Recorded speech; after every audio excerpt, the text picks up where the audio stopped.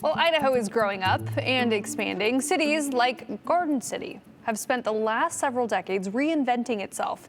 The riverfront has filled in new apartments, restaurants, breweries, and businesses. They've all followed.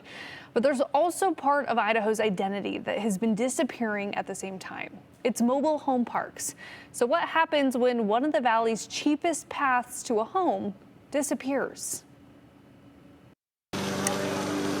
We've covered these goodbyes for years. Families in Garden City aren't sure where they're going to be living tomorrow. They're being evicted from their homes after the mobile home park they live in has been sold. Real estate developer Vita Properties is turning the park into a 90-unit multifamily housing apartment complex. Gallipo says he has to be out by December 31st, almost 1 year after getting the eviction notice. The hallmark of Garden City used to be diverse housing options, from million-dollar homes to mobile home parks. But in this new look Garden City, there are fewer and fewer mobile home parks. The land they're on is being sold off to build these high-end developments. A park closes and a development moves in. Garden City is just one example of a story playing out across the state.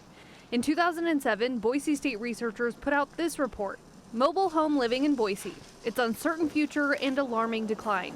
It documented more than 1,300 evictions from park closures since 2001. 10 years later, researchers checked again. The problem hadn't gone away, and they found rising land values put parks at risk because selling the land for redevelopment was more profitable.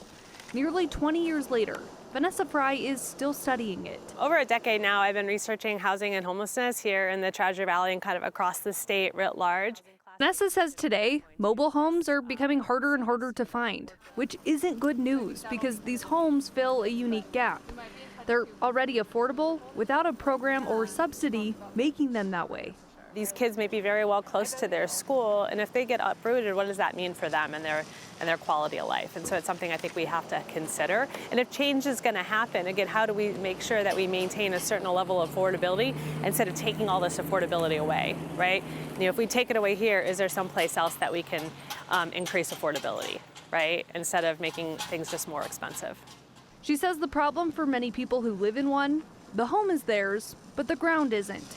And when that ground is sold, mobile doesn't necessarily mean you can move it. They've been in place for so long, the opportunity to move them is in the past, right? And so then there's this asset that they own, but they can't really take it anywhere. There's no other place for it to be. And so I think that's something we have to take into consideration too. At a time when Idaho is searching for more affordable housing, Fry says cities should be thinking hard about how much they can afford to lose.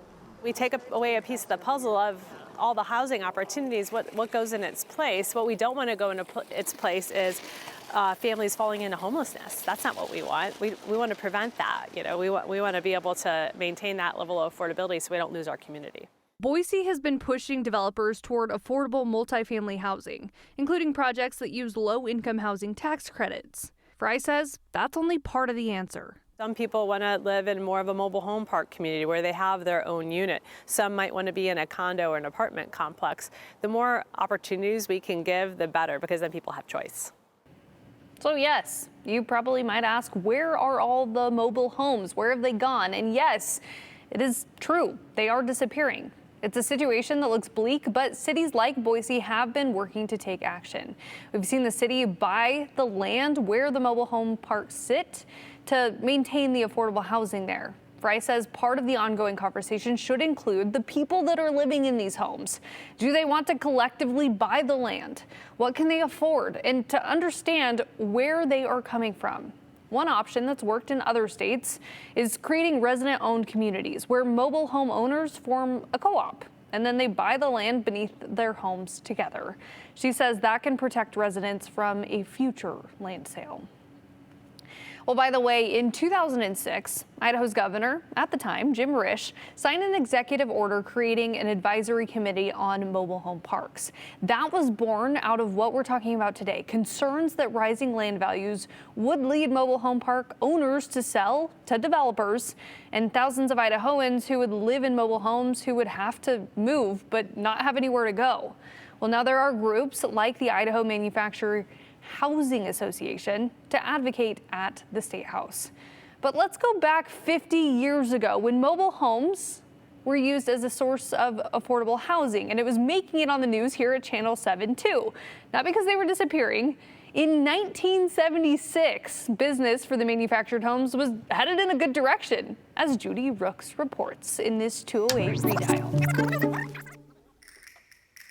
Winter is usually the slow season for mobile home builders, but this year demand seems to be holding steady. Builders in the Treasure Valley area say a major reason for their good business is the high cost of conventional homes.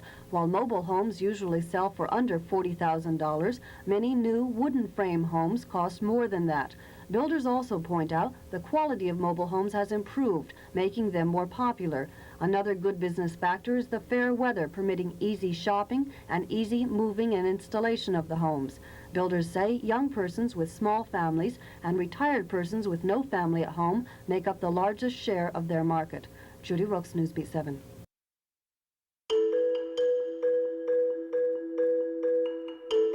Do you remember a time when mobile homes were a main source of affordable housing?